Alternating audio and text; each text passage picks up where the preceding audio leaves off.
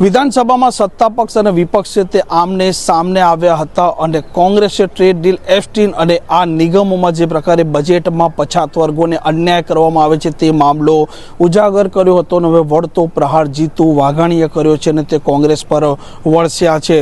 વૈષ્ણવજન તો તેને કહીએ જે પીડ પરાઈ જાનાને રે.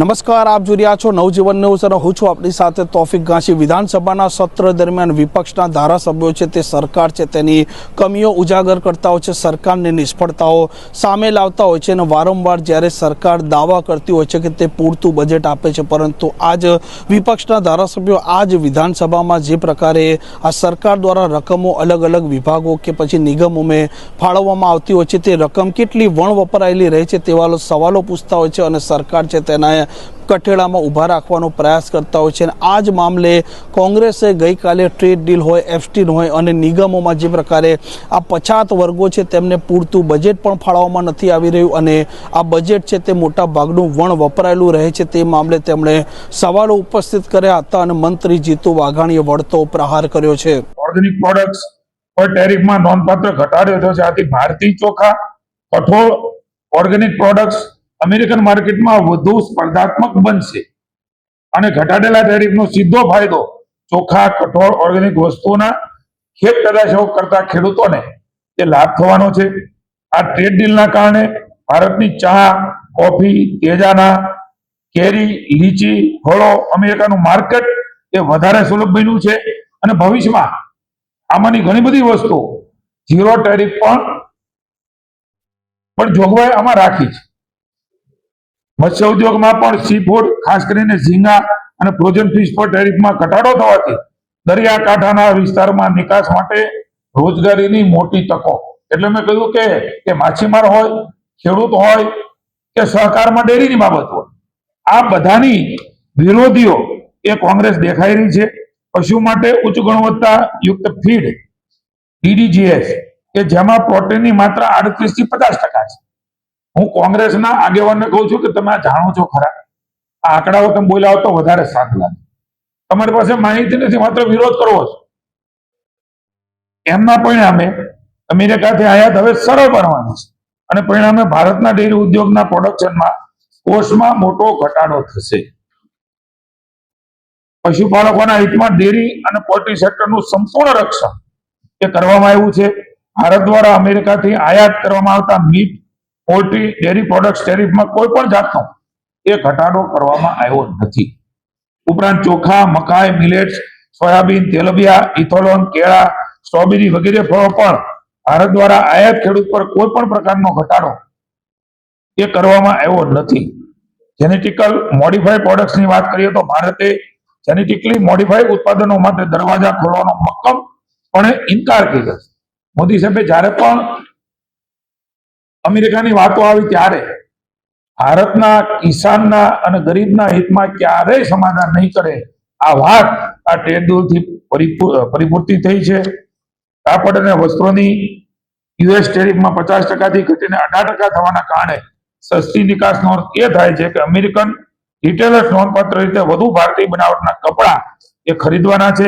ભારતની મિલોને સ્થાનિક ખેડૂતો પાસેથી વધુ કાચો કપાસ ખરીદવાની જરૂરિયાત ઊભી થશે. એટલા માટે કપાસને પણ ખૂબ મોટો ફાયદો થવાનો છે. ટ્રેડ ડીલ યાર્ડ ફોરવર્ડ સિદ્ધાંતોનો સમાવેશ થાય છે. જે બાંગ્લાદેશ ભોગવે છે તેના જેવો જ આ ટ્રેડ ડીલ છે. આ સોદા પહેલા ભારતીય કાપડને વિયેતનામ અથવા બાંગ્લાદેશ જેવા સ્પર્ધકોની તુલનામાં વધુ ડ્યુટીનો સામનો કરવો પડ્યો હતો. નવા 18% પારસ્પરિક ટેરિફ સાથે ભારત હવે વધુ સ્પર્ધાત્મક છે. જો ભારત આ દેશમાંથી બજાર હિસ્સો મેળવે છે તો ભારતીય ઉગાડવામાં આવતા કપાસની માંગ સામાન્ય રીતે વધી શકે છે.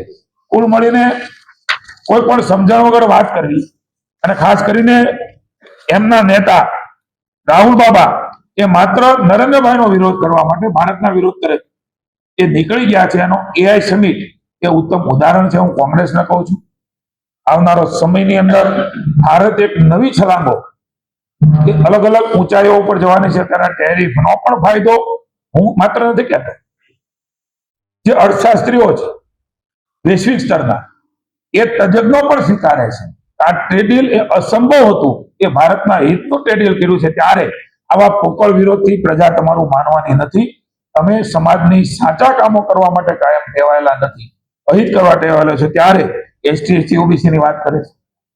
અને કોંગ્રેસને કહેવું છે આ વોટ બેંક માણસ તરીકે, એટલા માટે જ તમારી કહેવાતી પરંપરાગત વોટ બેંક મોદી સાહેબ રાજ્યના મુખ્યમંત્રી હતા અને હવે દેશના વડાપ્રધાન છે ત્યારે ભૂપેન્દ્રભાઈના નેતૃત્વમાં આ તમારી કહેવાતી વોટ બેંક એ ભારતીય જનતા પાર્ટીની સાથે, દેશની સાથે, જે પાર્ટી દેશ પહેલા એ પ્રમાણે સરકાર ચલાવે છે એની સાથે જોડાઈ ગઈ છે. એટલે તમને પેટમાં તેલ રેડાય છે. અહીંની સ્થાનિક સ્વરાજની સંસ્થાની ચૂંટણીઓ હોય, મહાનગરની હોય, લોકસભાની હોય, ધારાસભાની, એના આંકડા આપો તમે. એસટી એસસી ઓબીસીમાં આપની સ્થિતિ શું છે અને કેના કારણે આ પ્રકારની સ્થિતિ થઈ છે. તમામ યોજનાઓ હું પુનઃ એકવાર વિધાનસભામાં કહ્યું છે, હું પુનરોચ્ચાર કરું છું. ભારતીય જનતા પાર્ટીની ભૂપેન્દ્રભાઈની નેતૃત્વની રાજ્યની સરકાર અને દેશની નરેન્દ્રભાઈ મોદીની સરકાર એસટી એસસી ઓબીસીના રક્ષણ માટે, એમની સેવા માટે, એમની સુવિધાઓ માટે, એમની યોજનાઓ માટે, એમની મળતી મદદ માટે ઉત્તરોત્તર વધારો કર્યો છે. ક્યારે એના ભોગે એનું રક્ષણ ન થાય, એના ભોગે ભારતીય જનતા પાર્ટી ક્યારેય કામ કરશે નહીં. તમે આ પ્રકારના વાડા ઉભા કરીને રાજનીતિ કરવા માંગતા હો તો હું રાજ્યની એસટી એસસી ઓબીસીની જનતાને પણ જણાવું છું, આપનું હિત તમારા મન સૌથી પહેલું છે. એના ભોગે ક્યારેય કોઈ સમાધાન એ ભારતીય જનતા, અને કેટલાક આંકડાઓ એમણે આપ્યા છે વિધાનસભામાં. 31/12 સ્થિતિએ પ્રશ્ન પૂછ્યા હોય, અમારા મંત્રીશ્રી બોલે એનો જવાબ પણ સાંભળવાનો નહીં. વિધાનસભાના નિયમોનું ઉલ્લંઘન, અધ્યક્ષના નિર્ણયોનું ઉલ્લંઘન, અને એ પ્રમાણે વહી જાય. કારણ કે એમને સાચું સાંભળવાની ટેવ નથી. ખોટું બોલવું, વારંવાર ખોટું બોલવું, ખોટું બોલીને ભાગી જવું. પલાયન વૃત્તિ ધરાવતી કોંગ્રેસ કેમ ગૃહમાં ના બેઠી? કેમ અમારા મંત્રીશ્રીનો જવાબ ન સાંભળ્યો? હું આજે 28% જે વાત કરે છે એમની સામે 40%ની વાત કરે છે, એમની સામે 100%, 35%ની વાત કરે છે. 50 વર્ગ, વિચરતી જાતિનો વર્ગ, તમને ડિટેલ આપીશું. એમાં 100% ખર્ચ. ઠાકોર કોળી સમાજમાં 100%, 101% ખર્ચ. આ પ્રમાણે અલગ અલગ યોજનાઓમાં, અલગ અલગ નિગમોમાં ખર્ચાઓ કર્યા છે. હજી પણ માર્ચ મહિનો છે. હું ભારતીય જનતા પાર્ટીની ભૂપેન્દ્રભાઈની સરકાર વતી કોંગ્રેસને કહું છું, આવો ને, અમારી પાસે આ બજેટ નથી, એના ઉપરાંત પણ બજેટ નહીં હોય, ખૂટી ગયું હશે તો પણ એસટી એસસી ઓબીસી ને જે લાભાર્થી છે, જેને લાભ મળવા પાત્ર છે, એના નામ જોગાવો. નીતિ નિયમ ધારાધોરણ પ્રમાણે એ પણ એસટી ઓબીસી નો લાભાર્થી નહીં રહી જાય એની ખાતરી હું કોંગ્રેસને આપું છું. આવો, ક્યાં કોને નથી મળતું, કેવી રીતે નથી મળ્યું, અરજી કરી છે. એ લાયકાત ધરાવતા હોય તો અમારા બજેટ ઉપરાંત પણ નરેન્દ્રભાઈ મોદીની સરકાર એ લાભાર્થીઓને આપવા માટે તૈયાર છે. વાતો કરવાથી નહીં થાય. ખરેખર એમનું હિત કરવું હોય તો સાથે મળીને જ્યાં જરૂર છે ત્યાં અમે તૈયાર છીએ. સાથે મળીને આપ આગળ આવો તો સાથે મળીને રાજ્યનું હિત થશે. આ પ્રકારે નકારાત્મકતા રાખવાથી જ્ઞાતિ જાતિ એસટી એસસી ઓબીસી ક્યારેક અલગ અલગ પ્રકારના ભૂતકાળમાં આંદોલનો જોયા છે. ત્યાં પટેલના આંદોલનો હોય, ઠાકોરના હોય, ક્ષત્રિયના હોય, વાડા કરવાના કામથી પણ તમે ફાયવા નથી. તમામ જ્ઞાતિઓ, તમામ વર્ગ એ ભારતીય જનતા પાર્ટીની સાથે છે. હું તમામ જ્ઞાતિ વર્ગ સમૂહનો આભાર માનું છું કે આવા લોકોને આપ ઓળખી ગયા છો.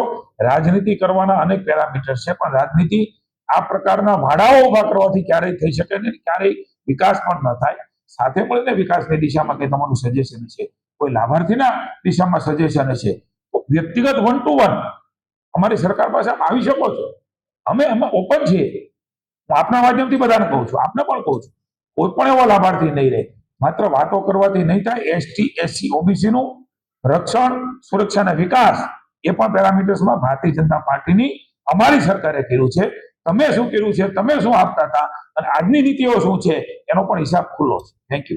આ વિધાનસભાનું આ સત્ર ચાલી રહ્યું છે તે પહેલા દિવસથી તોફાની બની રહ્યું છે. ક્યારેક આમ આદમી પાર્ટી તો ક્યારેક કોંગ્રેસ વિરોધ દર્શાવી રહ્યા છે અને સરકાર છે તેને કઠેણામાં પણ ઊભા રાખી રહ્યા છે. આ પ્રકારના સમાચાર માટે નવજીવન ન્યૂઝની આ ચેનલ સાથે જોડાયેલા રહો. નમસ્કાર.